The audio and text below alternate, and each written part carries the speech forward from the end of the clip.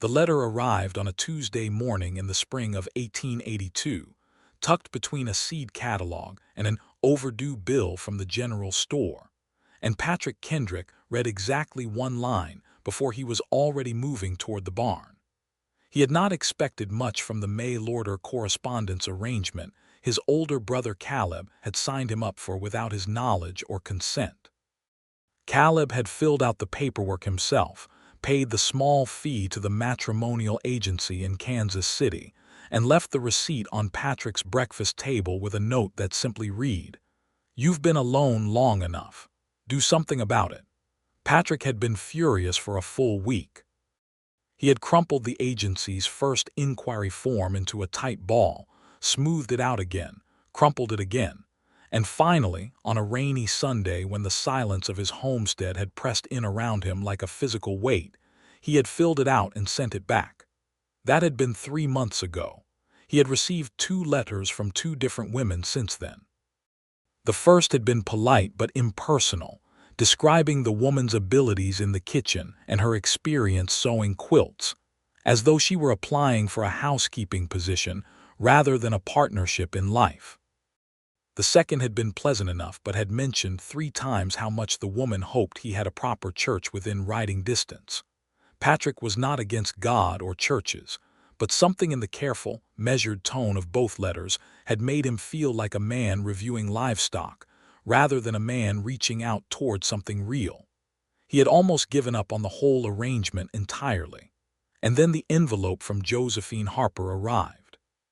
He was standing at his kitchen table when he opened it, still wearing his work gloves, having just come in from mending the fence along the north pasture. The paper was not fancy.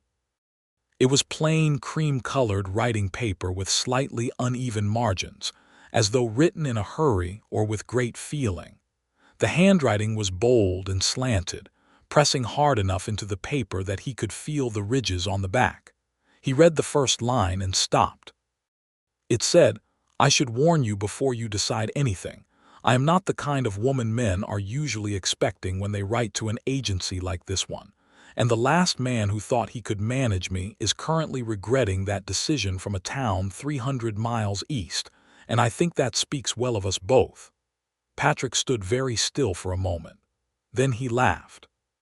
He laughed out loud in his empty kitchen, the sound bouncing off the walls and surprising even himself, because it had been a while since something had genuinely surprised him. He read the line again. He set the letter down on the table, picked up his hat from the hook by the door, looked back at the letter one more time, and then went directly to the barn and began saddling his horse. It was not even noon yet.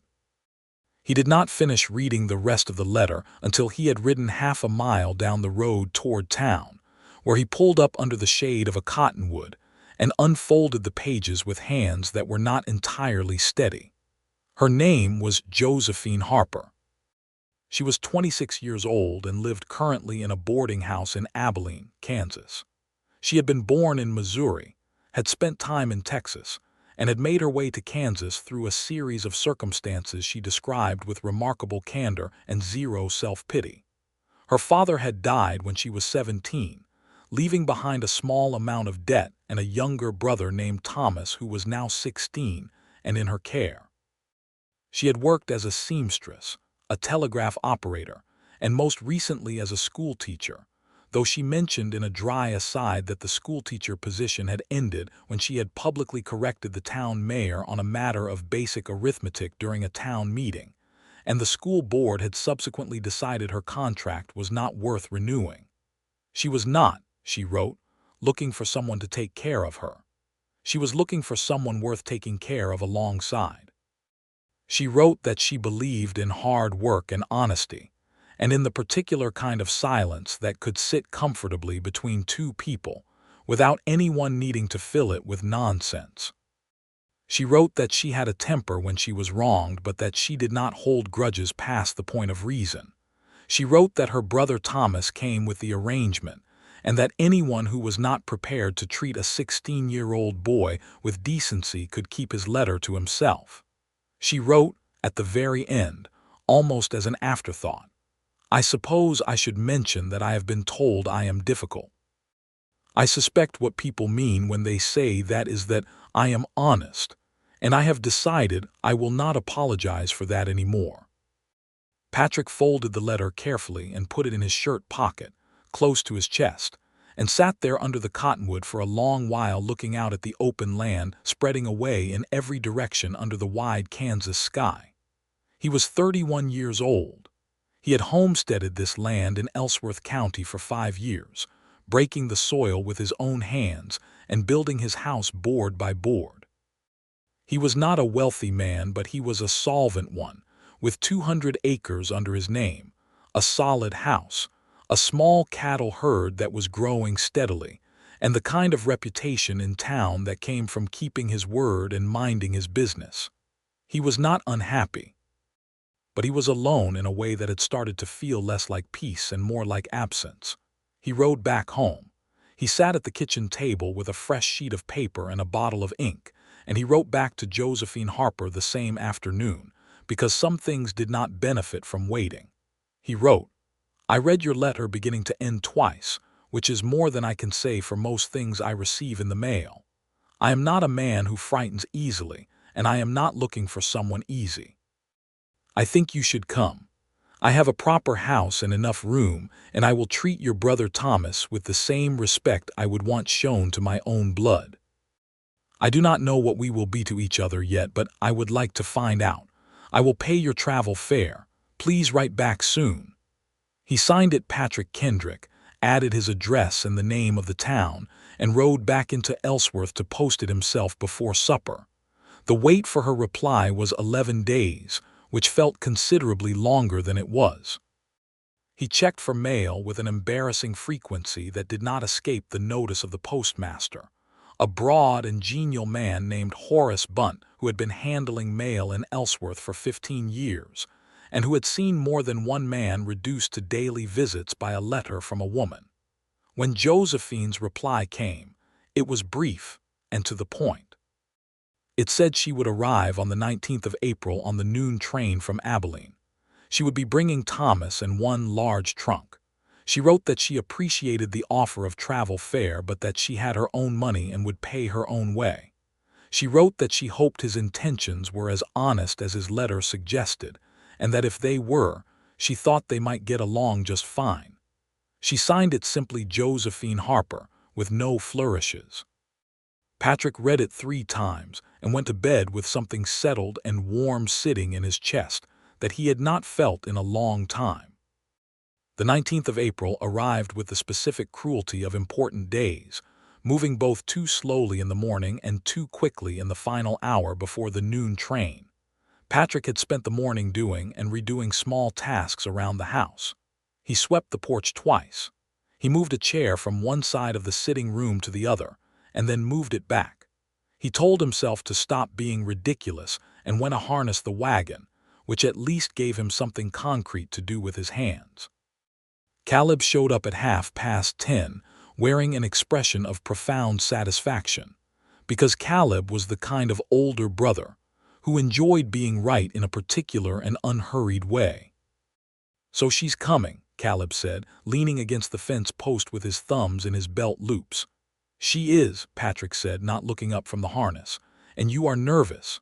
"I am not nervous. I am practical. Someone has to drive the wagon," Caleb grinned. "You swept that porch twice this morning. Martha saw you from across the road." Martha was Caleb's wife, a good-natured woman who had been a quiet advocate for Patrick finding someone since practically the day they arrived in Ellsworth County. Patrick had a great deal of affection for Martha, and absolutely no patience for the fact that she and Caleb shared information about him freely and without shame.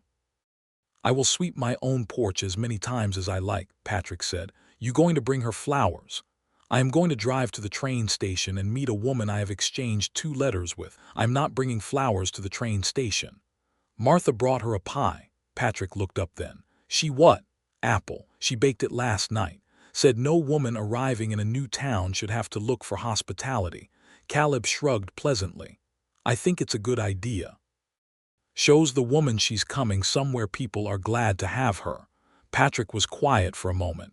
Then he said, "Tell Martha thank you." Caleb's grin widened, but he had the good grace not to say anything more.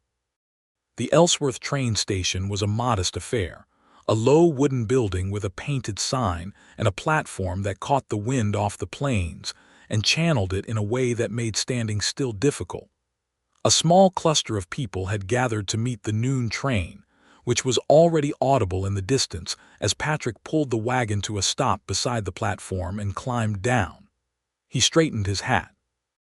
He told himself very firmly that there was no reasonable grounds for the particular variety of apprehension currently occupying his stomach.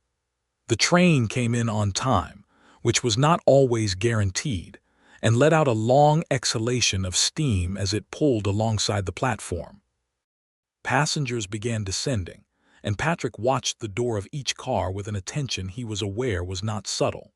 He saw her before he recognized her, which was perhaps inevitable since he had no photograph. He saw her because she was moving with purpose, stepping down from the second car with a large trunk being managed by a young man who had to be Thomas, and she was looking around the platform with clear, direct eyes that took in everything without appearing to hurry about it. She was not what he had imagined, which in retrospect he should have expected from a woman whose opening line was a warning. She was tall for a woman, with dark hair pulled back under a plain traveling hat, a firm jaw, and a way of standing that suggested she had no particular interest in shrinking herself for anyone's convenience. She was wearing a practical dark blue traveling dress that had some dust on the hem from the journey. She was not beautiful in the soft and decorative way that illustrated magazines seem to think women ought to be. She was striking in a different way, the way that came from a person being very entirely themselves without apology. Patrick walked toward her. She saw him coming and something shifted in her expression, a slight recalibration, the look of someone adjusting initial expectations. He wondered briefly what she had been imagining. "Miss Harper," he said, stopping a respectful distance away and taking off his hat. "I'm Patrick Kendrick." She looked at him for a moment with those direct eyes. "You're taller than I expected," she said. He stopped himself just in time. One corner of her mouth turned upward. "You were going to say something," she said. "I was going to say you look exactly like someone who would write that letter," he said honestly. She studied him for another moment. Then she smiled, properly this time, and it changed her face completely and did something immediate and significant to Patrick's composure. "That is either a compliment or a warning," she said.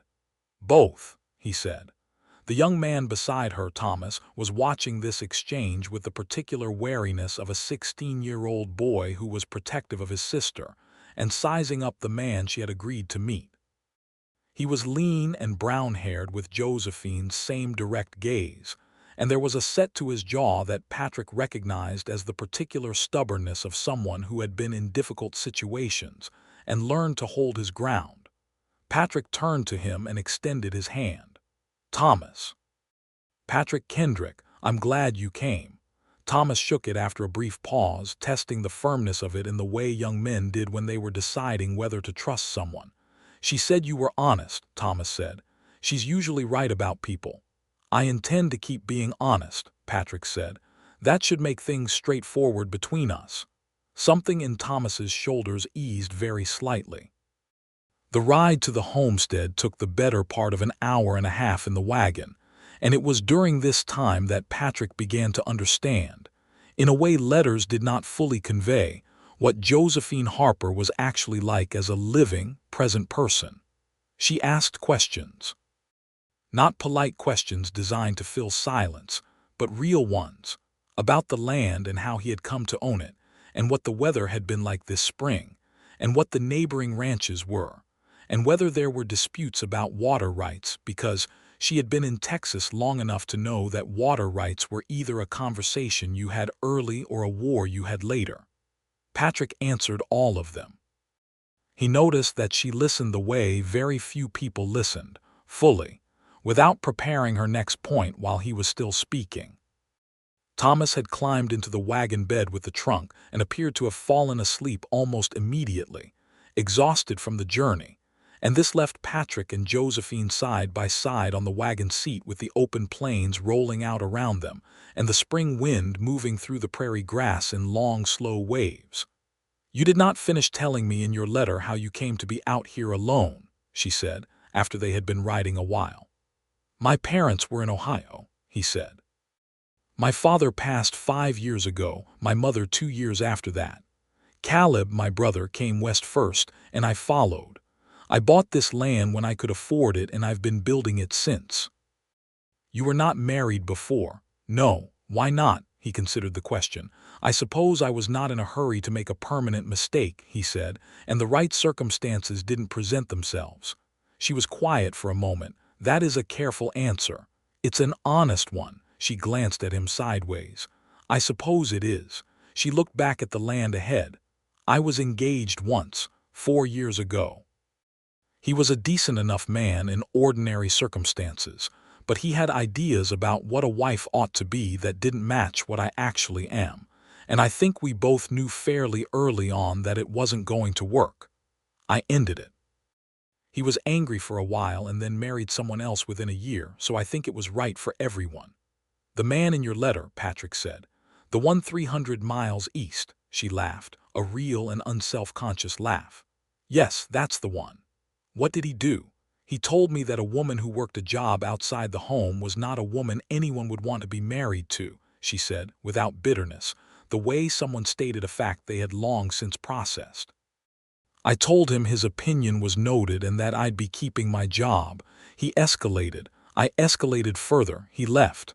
I moved to Abilene," she shrugged. "I don't regret it. I did learn, however, that I needed to be considerably more direct about who I am before anyone makes any decisions." "I appreciate the directness," Patrick said. "You may appreciate it less when it's aimed at something you care about," she said, but there was no edge in it, only honesty. "I'll take my chances," he said. She looked at him again with that evaluating gaze, and then she looked away, but he thought he saw something soften very slightly at the corners of her eyes.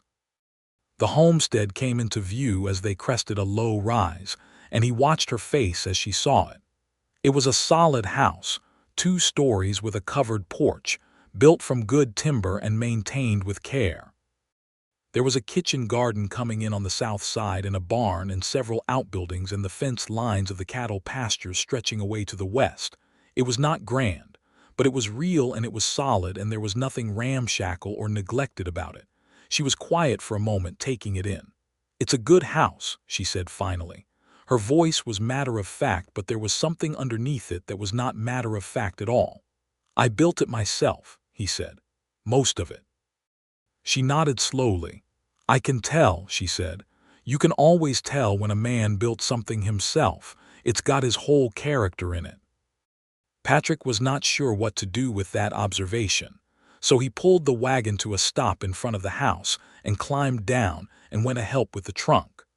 Martha was waiting on the porch with the apple pie, because Martha was a woman who followed through on her intentions, and she greeted Josephine with the particular warmth of a woman who had been hoping for exactly this kind of arrival. Josephine seemed genuinely moved by the welcome, which she tried to conceal under practicality, but did not entirely succeed at. And Thomas came awake in the wagon bed and scrambled down and stood blinking in the afternoon light, looking young and slightly overwhelmed. Martha brought them inside for coffee and pie, and the afternoon settled into the comfortable rhythm of people learning each other in real time, which was a different and more complicated thing than learning each other through letters, but also considerably more alive. The arrangement they had discussed in their letters was straightforward.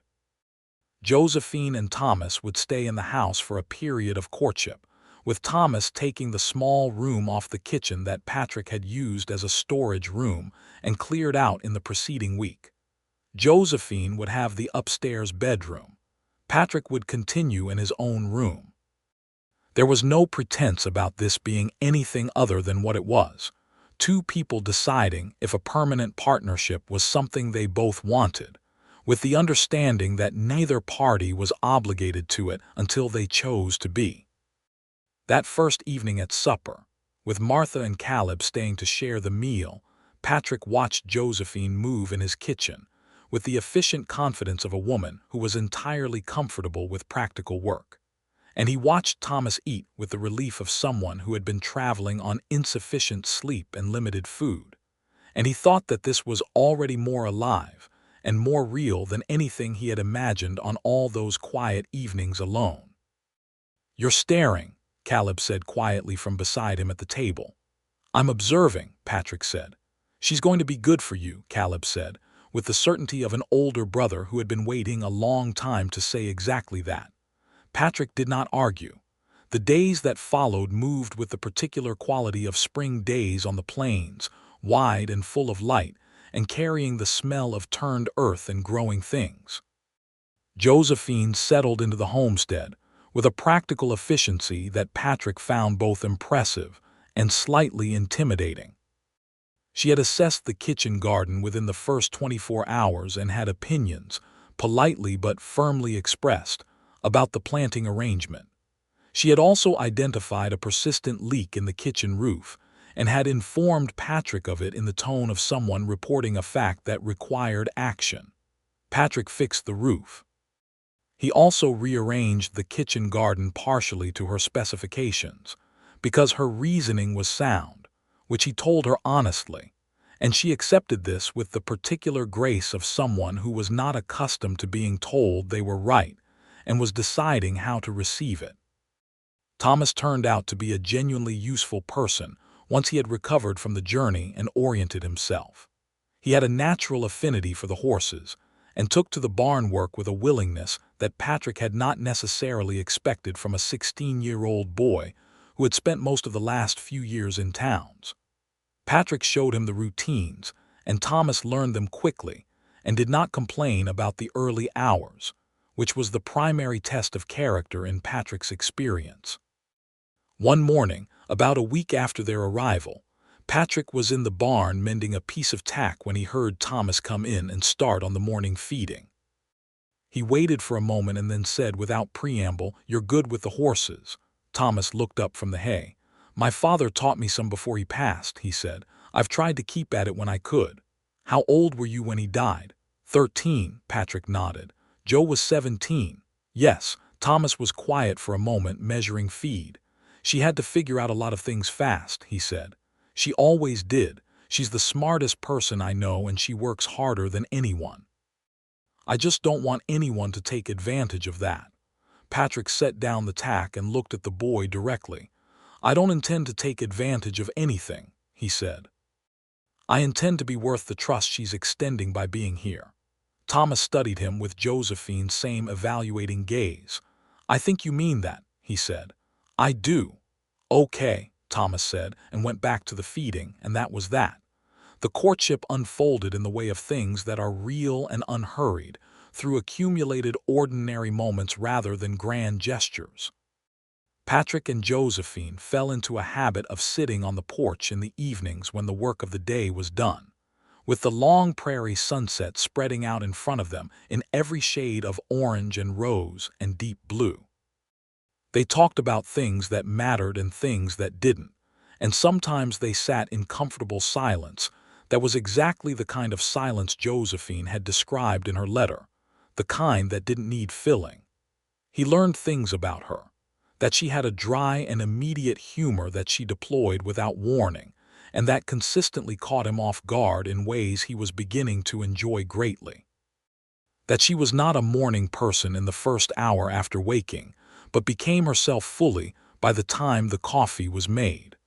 That she had read more books than anyone he had ever met, and had opinions about all of them that she was entirely prepared to defend. That she was fiercely, completely dedicated to Thomas's future, and had been working toward enough stability to help him get a proper education, which was the main practical reason she had been open to the idea of this arrangement in the first place. Because a homestead in a stable county with a school within riding distance was considerably more promising than a boarding house in Abilene on a seamstress's income. He told her this was something he understood, and that he would help however he could. She looked at him for a long moment when he said it and said quietly, "You keep saying things like that." "Like what?" Like things you mean, she said. I'm still getting used to it. There was something in the way she said it that made him set down the harness he had been working on and look at her properly. How many people have said things they didn't mean to you? He asked. She was quiet for a moment. Enough, she said. Men who said one thing and meant another. Men who were kind when they wanted something and different when they had it. I got careful. You should stay careful, he said. But I want you to know that careful and closed are not the same thing. She looked at him steadily. I know, she said. I'm working on the difference. The first real test of things came about 3 weeks in, from a direction Patrick had not been anticipating. A man named Gerald Frost had a ranch that bordered Patrick's property to the south. Frost was not a bad man in the essential sense, but he was the kind of man who had strong opinions about order and propriety, and who had apparently decided that Patrick having an unmarried woman living in his house before any formal arrangement was finalized was a matter of community concern. He expressed this concern to Patrick in town one afternoon in front of the general store, in tones that were carefully civil, but carried an unmistakable suggestion that Josephine's presence was improper. Patrick kept his temper with the controlled effort of someone who was very aware of what the consequences of losing it publicly would be. He told Frost that his property and his household arrangements were his own business, and that he trusted Frost would extend the same courtesy to him that Patrick had always extended to Frost. He said it politely. He said it firmly. He said it in a way that made very clear the subject was closed. What he did not anticipate was that Frost had already said something along similar lines to Josephine directly, in the dry goods section of the general store, earlier that same day. He found out that evening when he came home and found Josephine at the kitchen table with a particular quality of stillness that he was learning to recognize as what she looked like when she was managing a feeling she had not decided what to do with yet. Frost said something to you, Patrick said, not a question. She looked up. He did. What did he say? She was quiet for a moment. He said that a woman in my position would do well to consider how arrangements like this one appear to the community, and that if I was interested in a respectable outcome, I might want to move things along more quickly. She said it flatly without emphasis, the way she said things that had made her angry enough that she was being careful with the words. Patrick sat down across from her. I'm sorry, he said. That was not appropriate of him. No, she agreed. It was not. What did you say to him?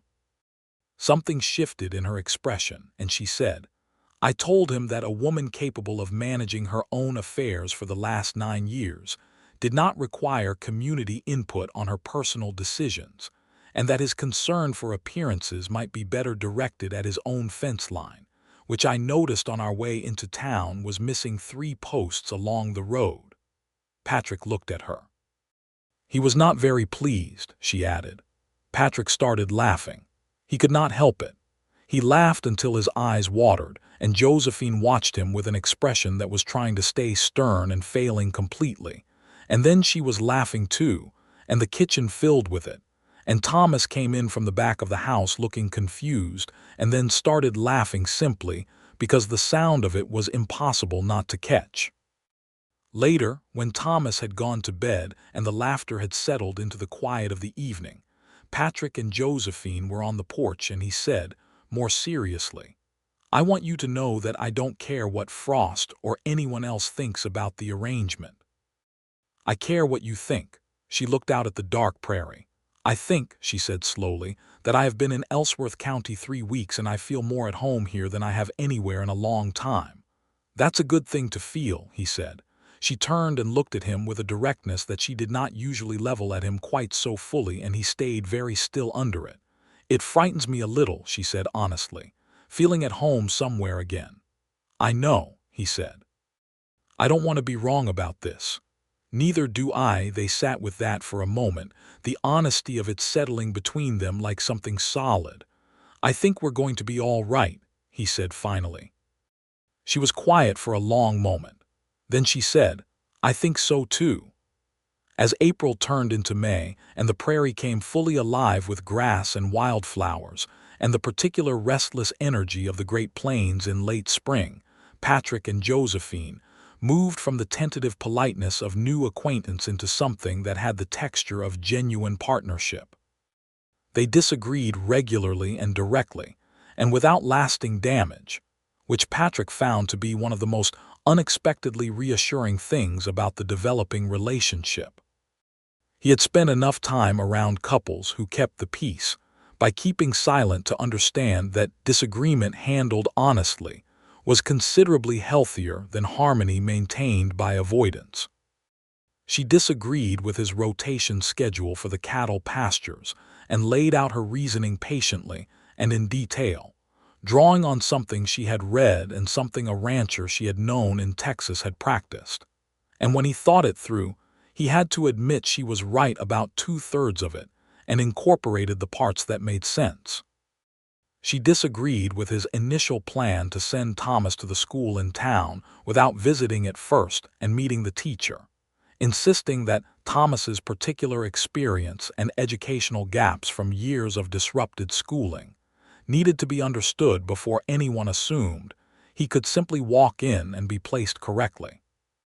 They visited the school together, and the teacher, a sharp-eyed woman named Mrs. Calloway who had been educating children in Ellsworth County since 1874, spent 20 minutes talking with Thomas and agreed with Josephine that he would benefit from starting in a particular way that accounted for where his learning had been interrupted.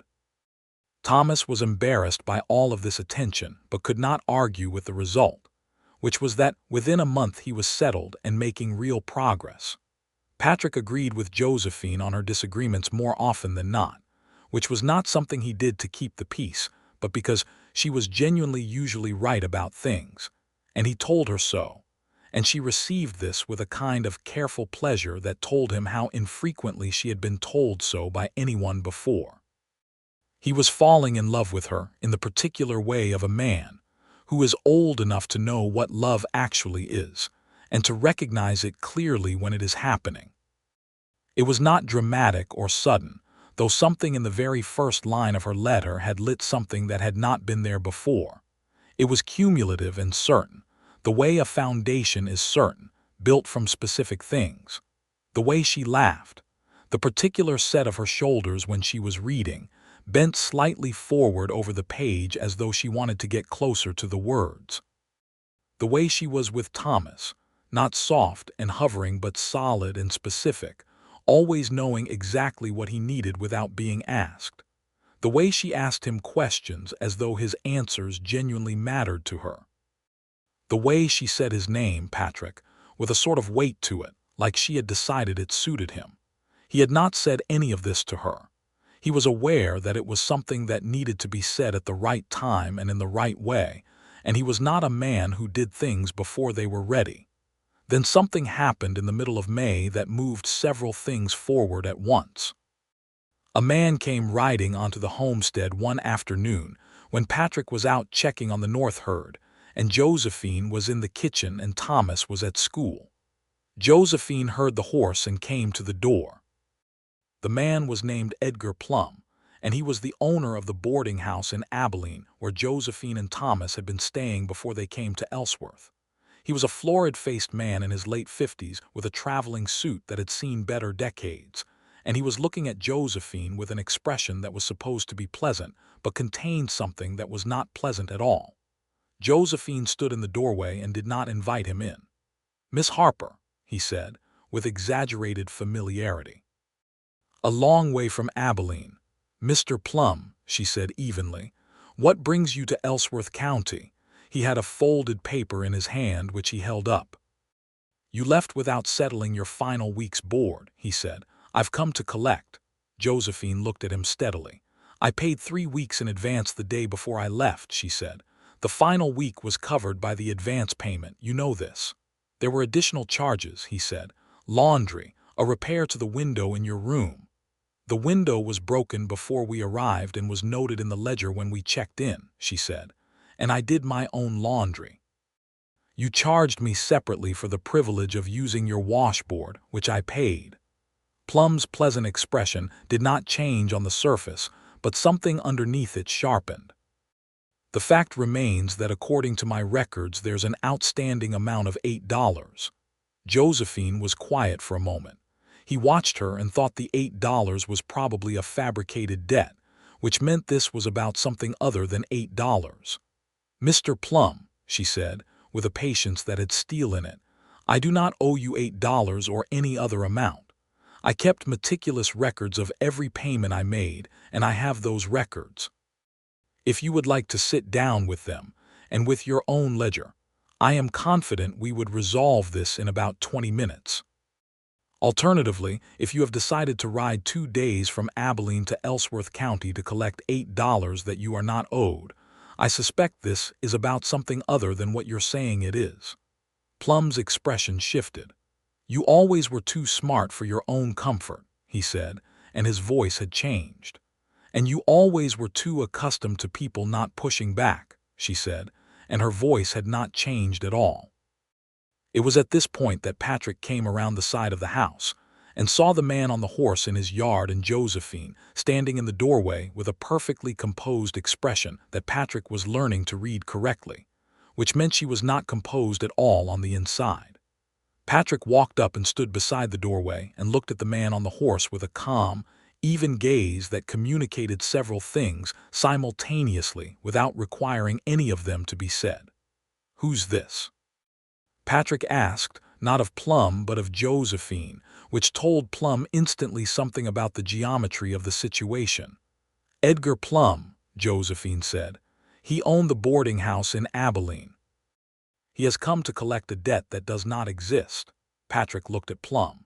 "You've ridden 2 days to collect money from a woman that she tells me she doesn't owe," he said, in the measured tone of a man who is giving someone the opportunity to choose how this goes. Plum looked between them and did a quick calculation. "There may have been some confusion about the final accounting," he said, with a smoothness that had been deployed in many previous situations. "I would not want to create any difficulty." "No," Patrick said, "you wouldn't want that." Plum tipped his hat. "My apologies for the inconvenience, Miss Harper," he said, and rode away, and Patrick watched him go until he was off the property, which took several minutes. Then he turned to Josephine, who was looking at the retreating figure with an expression that mixed relief with a particular weariness. "Are you all right?" he asked. "Yes," she said. "I knew it wasn't about the money. He is the kind of man who tries to hold small things over people who are in positions where they cannot afford to refuse. I was not in that position anymore, and he wanted to remind me that I had been." She paused. "I appreciate that you came when you did, though I was managing." "I know you were," he said. "I didn't come to rescue you. I came because you're in my yard and someone was bothering you." She looked at him for a moment. "That's a meaningful distinction," she said quietly. "I think so," he said. She nodded slowly, and something in her settled in a way that he noticed, a small and significant shift, like a thing that had been held tight being allowed to ease. That evening they sat on the porch later than usual, with the moon up over the flat land and the night sounds of the prairie filling the air around them, and Josephine said something she had not said before. "My mother used to say that you could tell the measure of a man by how he treated people who needed nothing from him," she said. "She meant people who were not useful to him, servants, children, women with no money and no leverage." Patrick was quiet. "You treat Thomas like he matters," she said. "You treat the hands on your property fairly. You treated me like my opinion was worth having from the first conversation." She paused. "I want you to know that I have noticed all of that." He looked at her in the moonlight. "Josephine," he said, and then stopped, because the rest of it had not been prepared and was coming out of somewhere honest and unguarded. She turned toward him. "I think I'm in love with you," he said. "I know it's been less than 2 months, and I know we agreed this was a courtship and not a conclusion, and I'm not asking you to say anything back right now.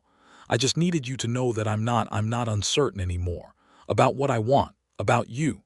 She was very still for a moment. "You are possibly the most direct man I have ever met," she said, but her voice was not steady. "You asked for honesty," he said. She looked away for a moment at the dark open land, and he waited. He was good at waiting when it mattered. "I'm not good at saying things like this," she said finally, with the careful precision of someone working out something difficult. "I have been careful for a long time. I have been self-sufficient for a long time. And I think that somewhere in the middle of all of that I started to believe that needing someone or wanting to be loved by someone was a kind of weakness I could not afford." She paused. "I don't think that anymore. I think I stopped thinking that sometime in the last few weeks." She turned back to him. "I think I am in love with you too," she said, "and I think that terrifies me, and I think I am going to do it anyway." He reached across the narrow space between them and took her hand, and she let him, and they sat there in the warm May night with their hands linked, and the whole wide sky spread above them, and neither of them needed to say anything else for a long while.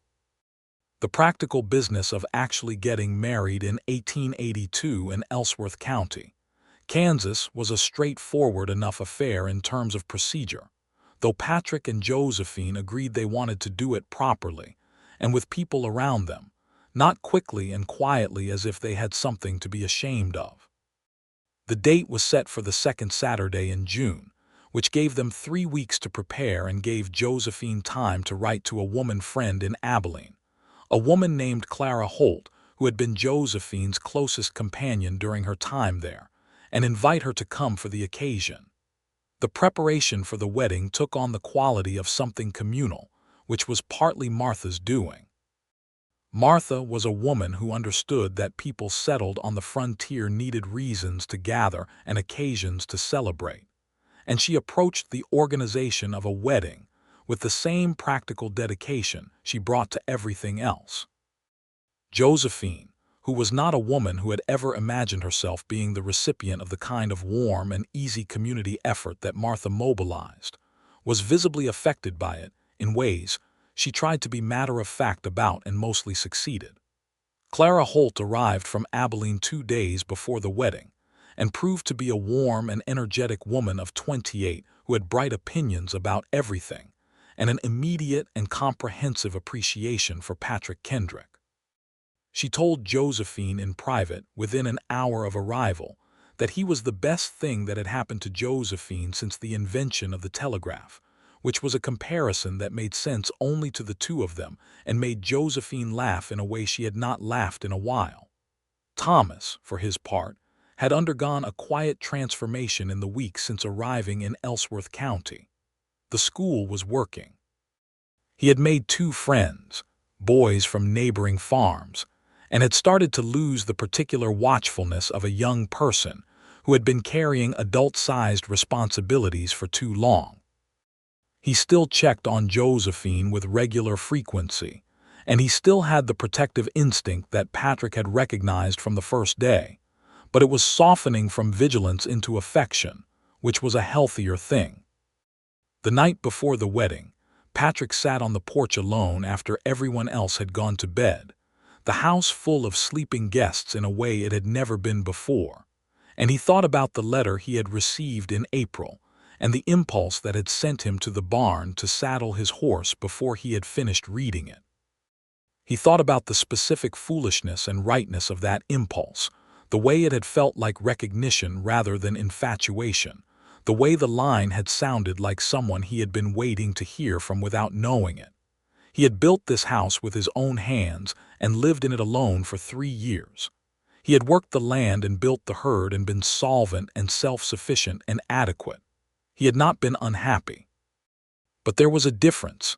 He understood now with the clarity of contrast between a house that was maintained and a house that was alive. And tomorrow the woman who had made his house alive was going to marry him. And the particular weight of that filled him so completely that he sat there in the quiet for a long time before going to bed, just feeling it.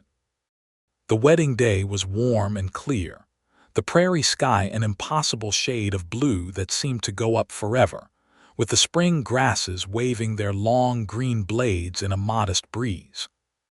The ceremony was performed by Reverend Mills in the small church in town, which was filled to comfortable capacity with people from the county who had come partly to welcome the new arrivals, and partly because Martha had told everyone, and Martha was the kind of person people listened to.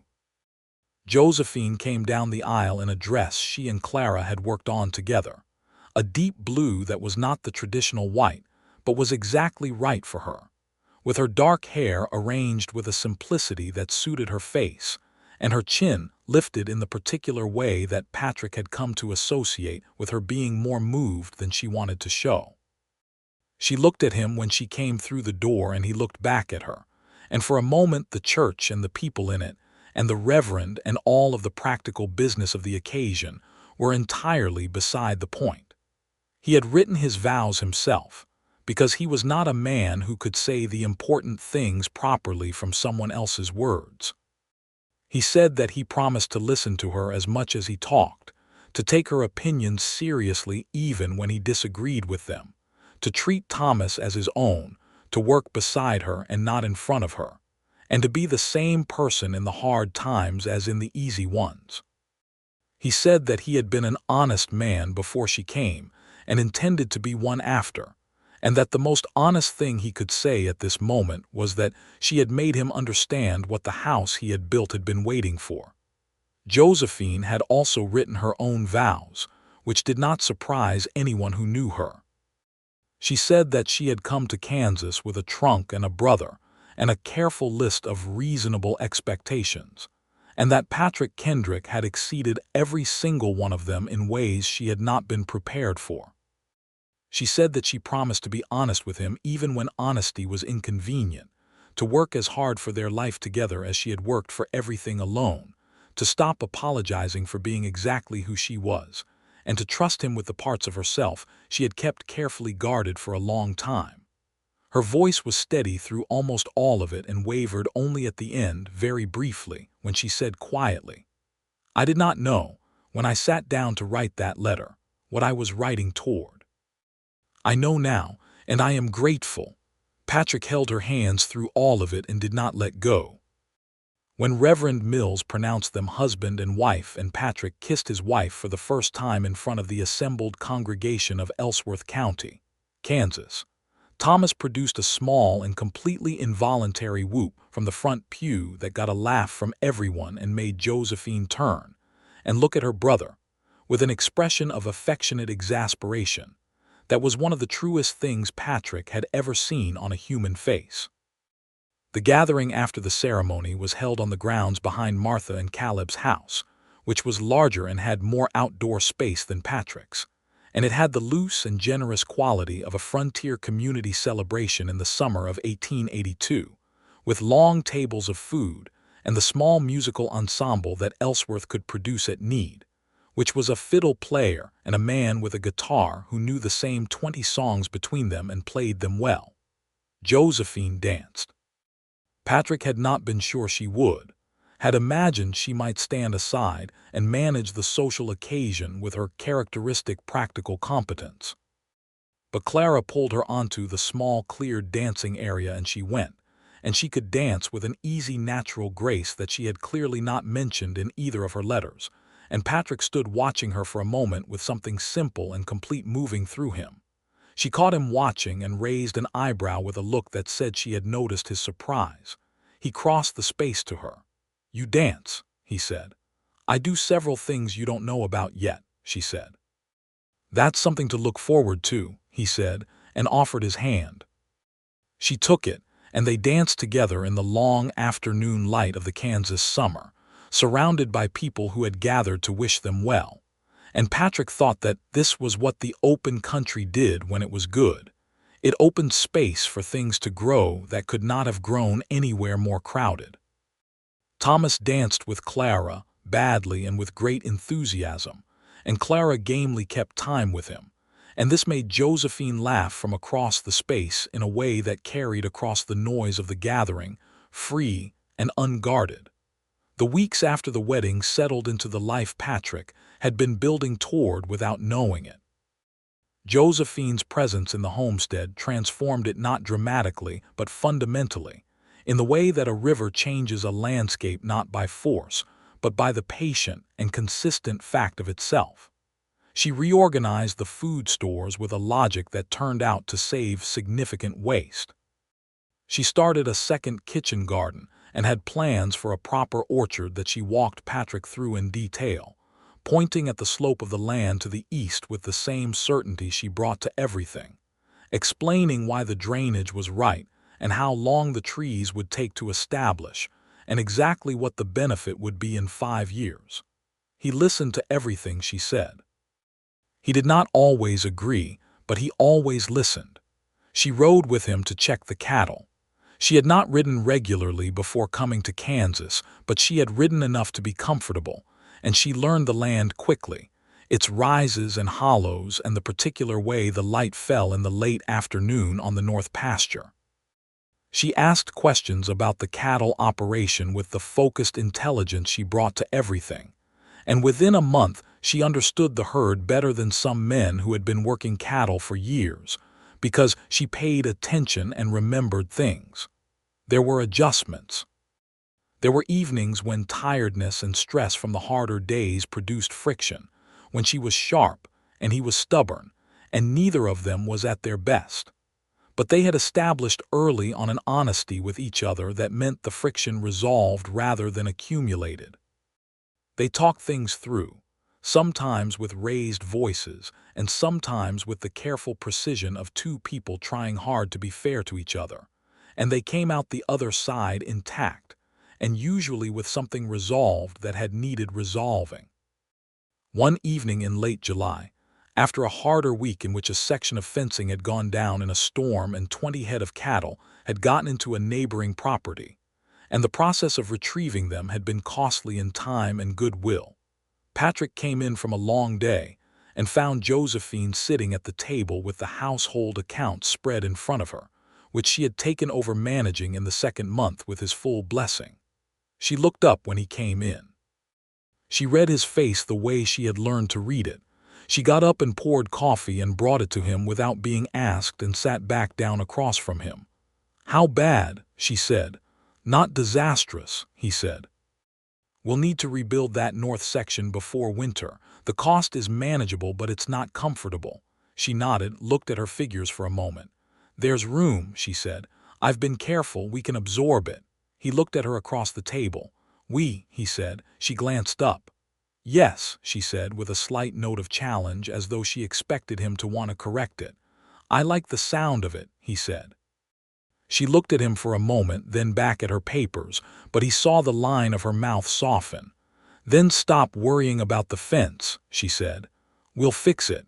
He drank his coffee and felt the tension of the week go out of him by degrees. He watched her work through the figures with the precise and unhurried intelligence he had come to rely on in a way he had not anticipated and could not now imagine doing without. And he thought about the word "we" and what it meant when it was true. Thomas turned 17 in August with less ceremony than he deserved, because the harvest preparations were demanding everyone's energy and time. But Josephine made his favorite meal, which she had learned through 9 years of making it, and Patrick had procured a very good book about surveying and cartography from a catalog, because Thomas had expressed interest in land surveying as a possible profession, and Patrick had taken the interest seriously. The look on Thomas's face when he unwrapped the book was worth the time it had taken to order it. In the evenings, Thomas was studying in earnest now, with Mrs. Calloway's guidance supplemented by Josephine's help in the evenings, and the trajectory of his future was beginning to take a shape that had not been visible when he had arrived as a tired and wary boy in April. He was growing into himself, becoming confident and curious, and occasionally opinionated in ways that reminded Patrick of his sister, and that he found genuinely entertaining. In September, a situation arose in town that Patrick handled in a way that turned out to matter. The injustice that had been sitting in the background of Ellsworth County like something everyone knew about and nobody quite addressed was the treatment of several Mexican families who had settled south of town and who worked primarily in agriculture and some in the cattle trade. They had been in the county for years, were known quantities and decent people by anyone's honest accounting, but they were habitually excluded from town meetings. Their children were informally discouraged from the main school in ways that were never stated directly but were thoroughly effective, and there was a general sense among certain segments of the community that their presence was tolerated rather than welcomed. Patrick had observed this with the discomfort of a man who knew it was wrong and had not yet found the moment or the lever to do something about it. Josephine did not have his patience about it, which he did not take as a criticism but as a correction. "The Ray's family has 2 children who should be in that school," she said, one evening after a town meeting that she had attended and returned from in the particular precise mood of someone who had witnessed something unjust and was deciding what to do with it. "Miguel Reyes has been working cattle in this county for 6 years, and his family pays the same taxes as anyone. His children deserve the same school." "Yes," Patrick said, "they do. I spoke to Mrs. Calloway," she said. "She agrees. The resistance is from the school board." "I know," he said. "I am going to address the school board," she said, in the tone of someone announcing a decision rather than proposing one. "I know," he said again. "I'll come with you." She looked at him. "You don't have to." "I know," he said a third time. "I want to." They addressed the school board together at the next meeting, Patrick speaking plainly to the practical and civic arguments and Josephine speaking to the moral ones with the precision of someone who had been a teacher herself and knew exactly what the exclusion of children from education meant in terms of their futures. Mrs. Calloway added her voice. Caleb and Martha attended in support. 2 other ranch owners who had quietly held the same view and had been waiting for someone to say it first also spoke. The school board argued and then retreated and then conceded, with the particular bad grace of people who know they have been in the wrong and do not like being demonstrated to be so. The Reyes children came to school the following week. Miguel Reyes came to Patrick afterward and shook his hand with a directness and gravity that said everything that needed saying. Josephine rode home from that meeting with a quality of stillness about her that was the opposite of her post-injustice stillness. She was quiet and held something in her expression that was not triumph but something deeper and more settled. "Thank you," she said when they were away from town. "It needed doing," he said. "You did most of it." "We did it," she said. He glanced at her and smiled. She smiled back, and the prairie spread out around them in the autumn light, golden and vast and indifferent to small human victories and quietly accepting of them at the same time. October came with the particular beauty and brutality of Plains autumn, cold nights and warm days and the sky a deeper blue than summer. The work of preparing the homestead for winter was substantial and consuming, and Patrick and Josephine worked side by side through most of it with the easy coordination of people who have learned each other's rhythms. It was in October, on a mild afternoon when Thomas was at school and Patrick was at the north pasture, and Josephine was in the kitchen, that she began to understand something she had suspected for 2 weeks. She sat with it for a few days before saying anything, because she was a person who needed to be certain before she spoke on important matters.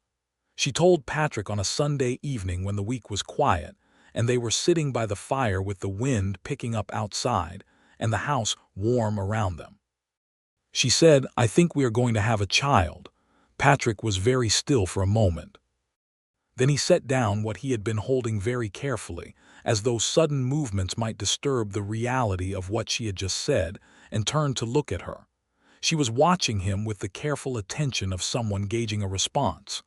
"Are you certain?" he asked. "Fairly," she said. "I will ask Martha to recommend a doctor, but I am fairly certain." He crossed to her in 2 steps and took her face in his hands and looked at her, and she could see everything that was in him in that moment, which was quite a lot. "Are you all right?" he asked. "How do you feel?" "Tired," she said. "In the mornings particularly, and unreasonably opinionated about certain smells." She paused. "I feel very well, actually. I feel good." He kissed her forehead and then her cheek and then her mouth, and she put her hands against his chest and leaned into him in the way she had learned to let herself lean into him without reservation. "I did not expect," she said against his shoulder, "that this would happen this fast. Does it trouble you?" She was quiet for a moment. "No," she said. "No, it doesn't. I am surprised and I am slightly terrified and I am very glad." He held her, and the fire crackled, and the October wind ran across the roof of the house he had built, and it felt like the house was holding them both. Thomas took the news with an expression of intense concentration followed by a gradual grin that he tried to contain and could not. He said, "So I'll be an uncle," testing the word. "You will," Josephine said. "All right," he said, and went back to his reading, and Patrick caught the full and private smile on the boy's face and felt something open in his chest. Martha confirmed what Josephine had suspected, and a doctor from Selena confirmed it further. The baby would come in the late spring, around the end of May or the beginning of June.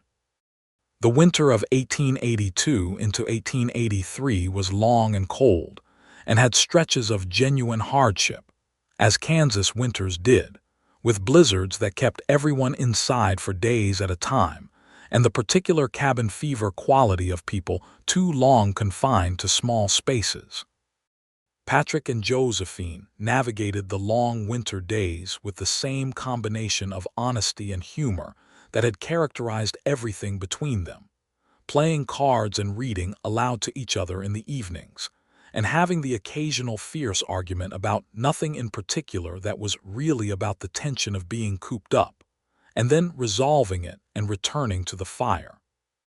Thomas emerged from winter with his surveying book thoroughly absorbed, and with 3 additional volumes that Patrick had procured through determined correspondence with a bookseller in Kansas City. He and Patrick had started talking about what the next step looked like, whether there was a training program through the county or a school in Topeka that might be accessible, and the conversations had a forward quality to them, the feeling of a future being built.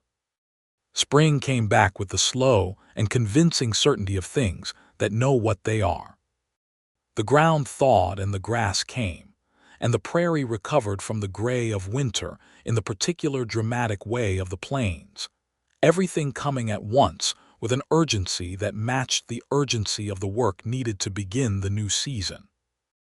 Josephine's pregnancy had progressed well through the winter, the tired mornings of the early months giving way to the energetic middle months that she had used with characteristic thoroughness, overseeing the orchard planting she had planned since the previous summer, involving herself in every aspect of the spring preparation to the degree that Patrick had to gently and repeatedly suggest that she let other people carry certain things, because she was stubborn about her own limits in a way he found both admirable and occasionally alarming. She told him she was fine. She was mostly right.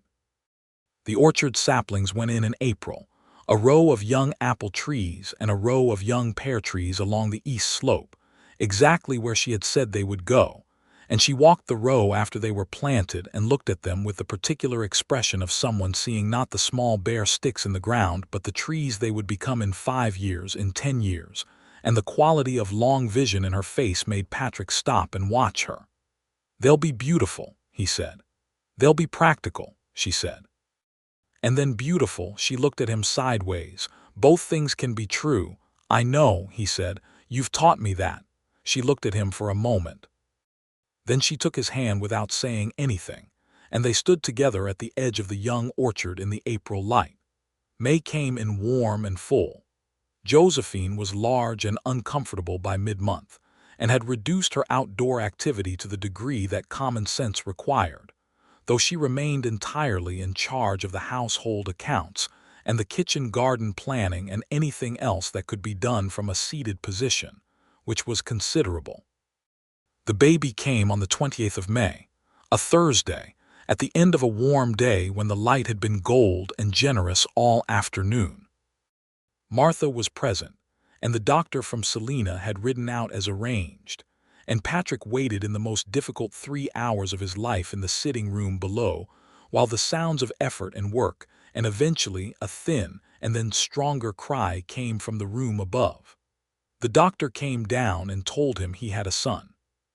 Patrick went up the stairs with his heart doing something irregular, and found Josephine in the bed looking exhausted and more beautiful than he had ever seen her, and his son in the crook of her arm, a small red creature with a determined expression, and a faint dark fuzz of hair that looked, impossibly, like it might have the same particular wave that Josephine's had.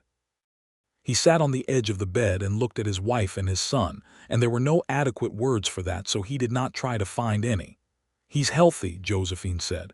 Her voice was tired and full of something that was not tiredness. "He's got your jaw. He looks like you," Patrick said.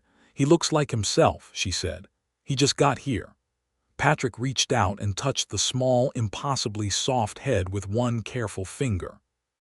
His son turned toward it with the blind, searching instinct of the very new, and Patrick felt something that had been building in him since a Tuesday morning in April of the previous year, when he had read one line of a letter and saddled his horse settle into its final place with a completeness that was almost physical. "What do we name him?" he asked. They had discussed names but not decided. Josephine had said she wanted to see him first, which had seemed sensible in a typically Josephine way. She looked at their son for a moment. "James," she said.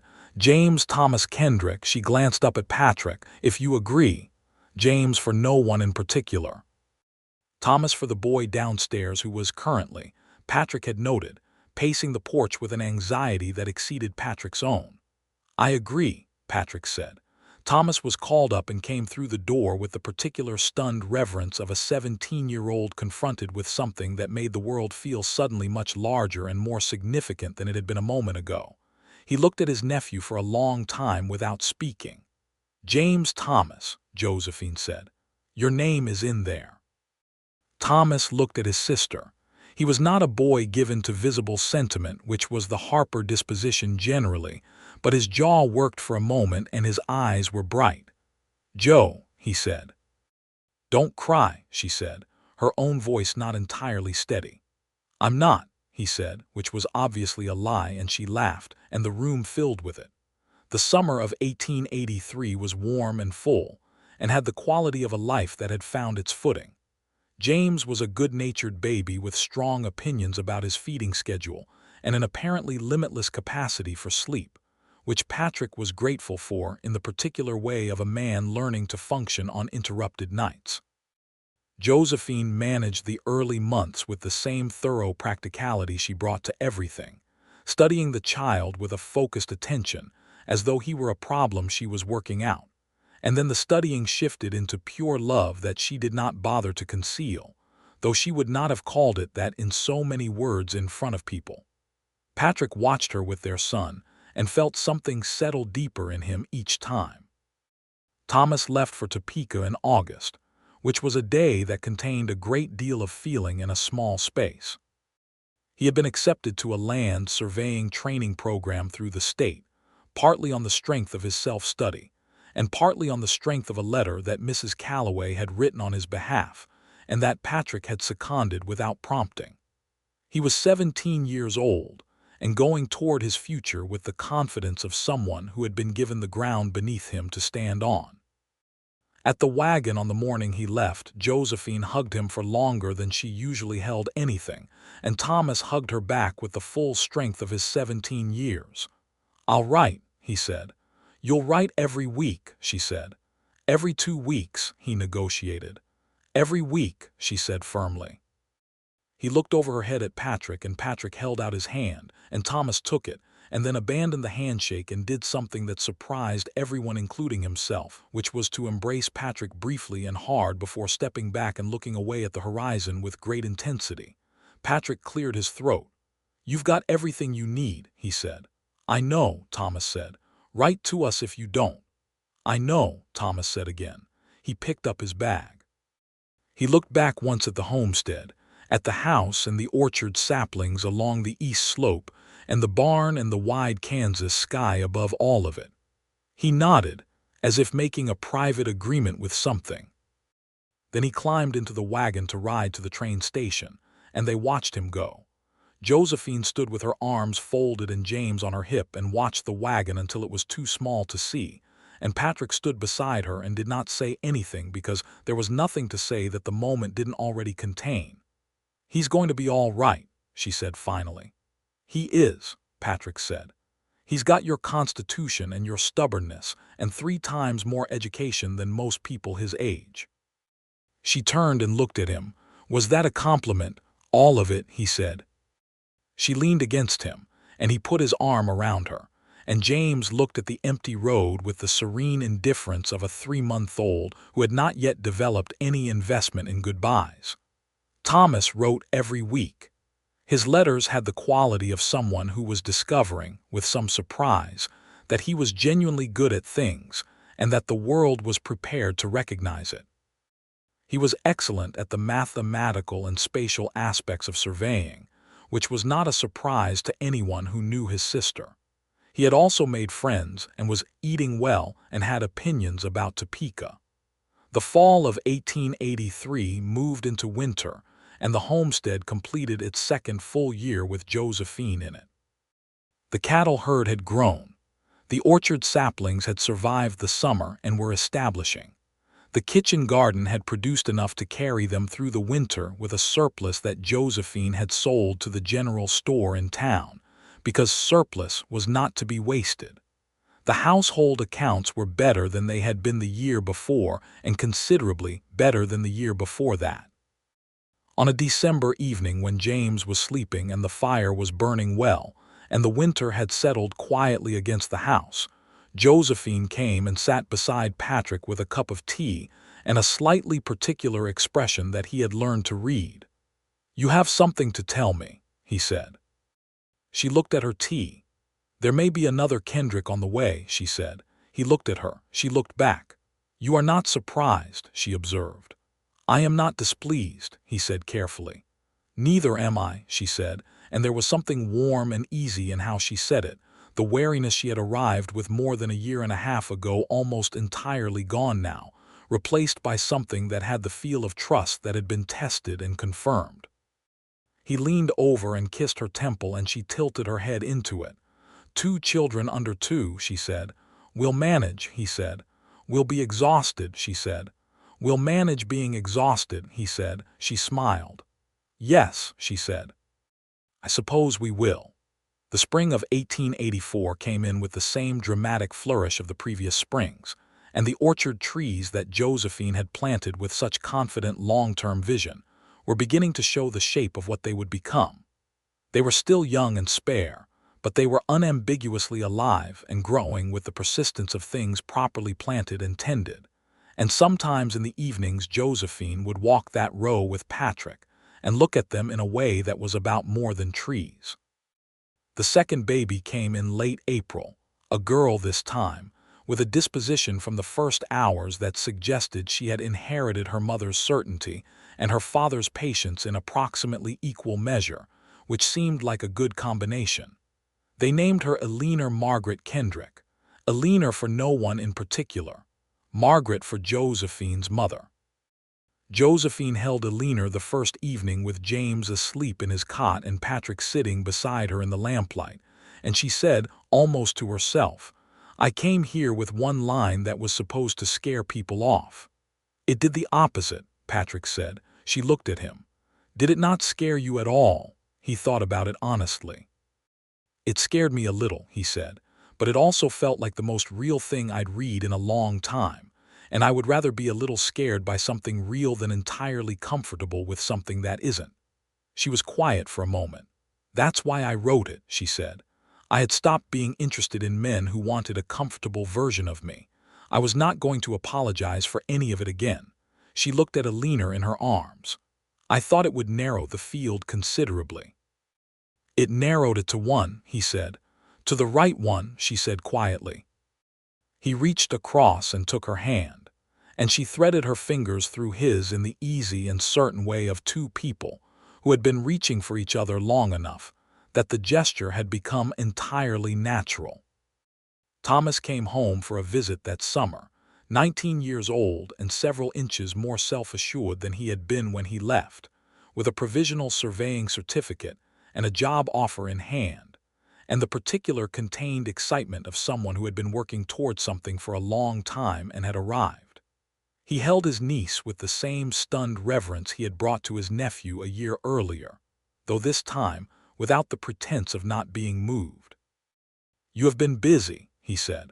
"Farming country," Josephine said. "Everything grows." He laughed. He spent 2 weeks on the homestead and helped with the summer work and slept in his old room off the kitchen and talked with Patrick in the evenings about the surveying work and the land and the direction he wanted to take things. And Patrick listened and offered thoughts and treated him, as he had always intended to, like someone whose future mattered. On the last evening before Thomas left, he and Patrick were in the barn after the day's work. Thomas was quiet for a moment and then said, "You know that I had doubts when you came to meet her.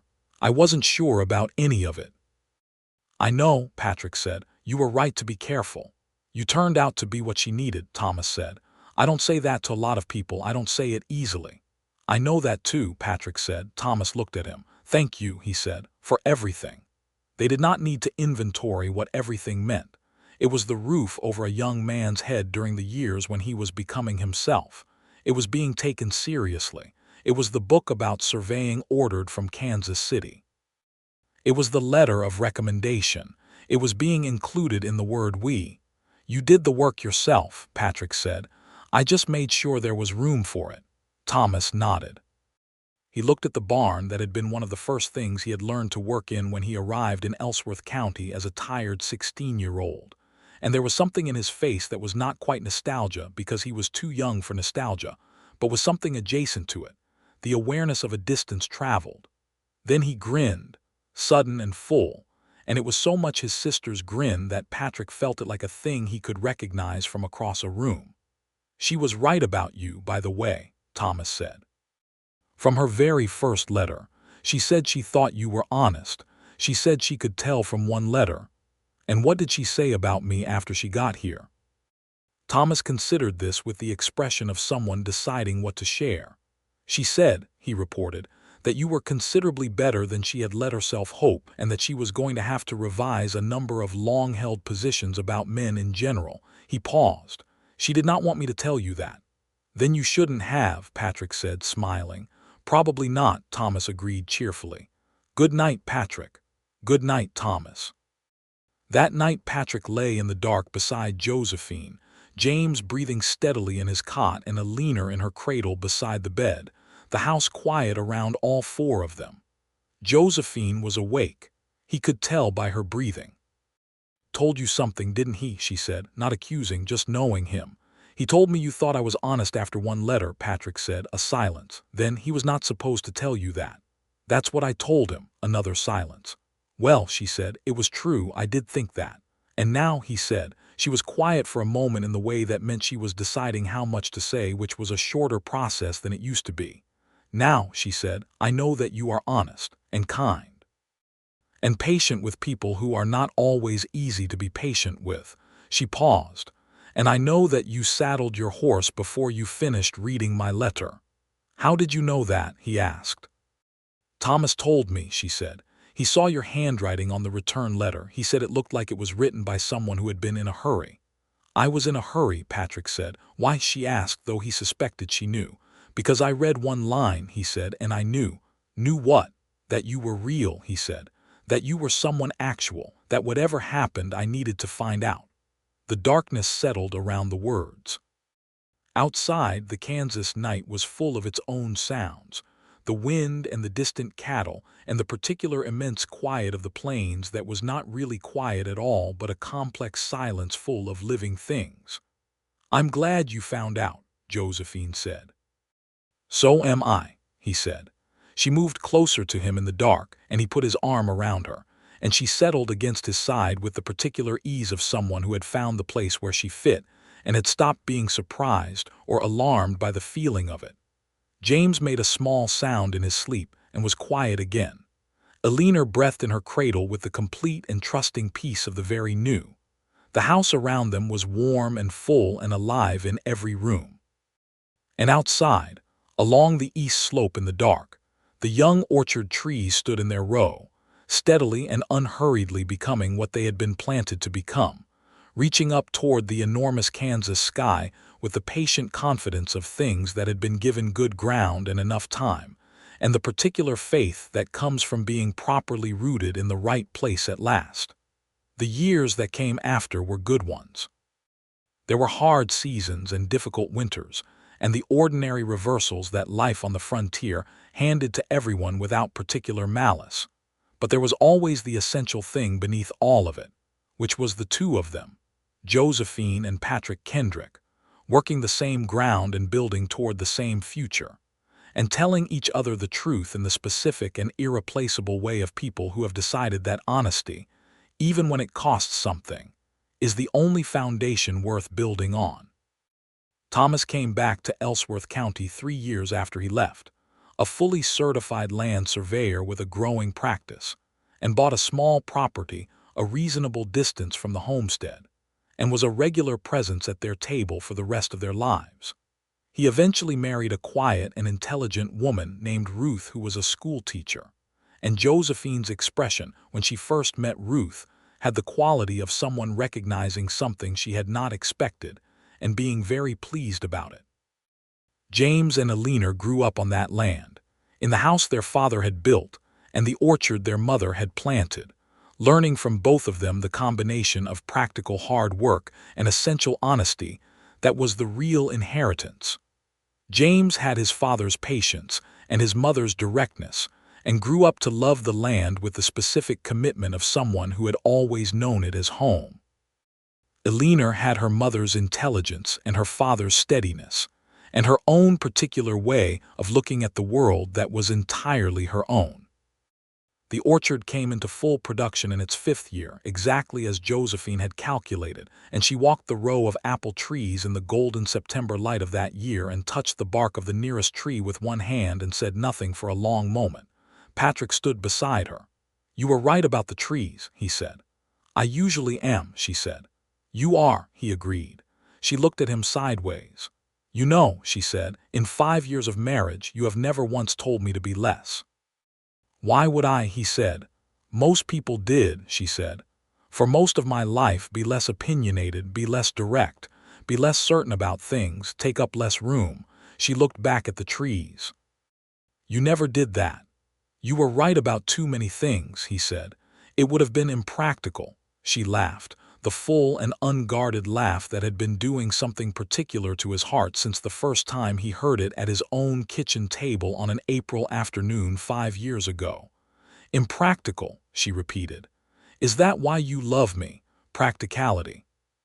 He looked at her in the September afternoon, in the orchard she had planted, on the land they had built together, with their children's voices carrying from the direction of the house and the wide Kansas sky above them, and the whole of their life spread out in every direction.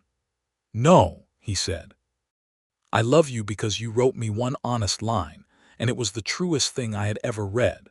And because you came 3 days on a train with your brother and your trunk, and you walked off that platform like you were arriving at a place you intended to matter to, and you were right. And because you have never asked me to be less either, which is the most generous thing one person can do for another." Josephine looked at him for a long moment with her direct eyes that saw everything they were aimed at. "Patrick," she said, "yes, that was a very long answer. You asked," he said. She took his hand. She held it in the specific way she had of holding it, fingers threaded through his, firm and certain. "Come help me with the harvest," she said. "Always," he said. And they walked together through the orchard that she had planted from vision and faith and practical good sense, toward the house he had built from timber and stubbornness and hope, under the enormous and indifferent and beautiful Kansas sky, home.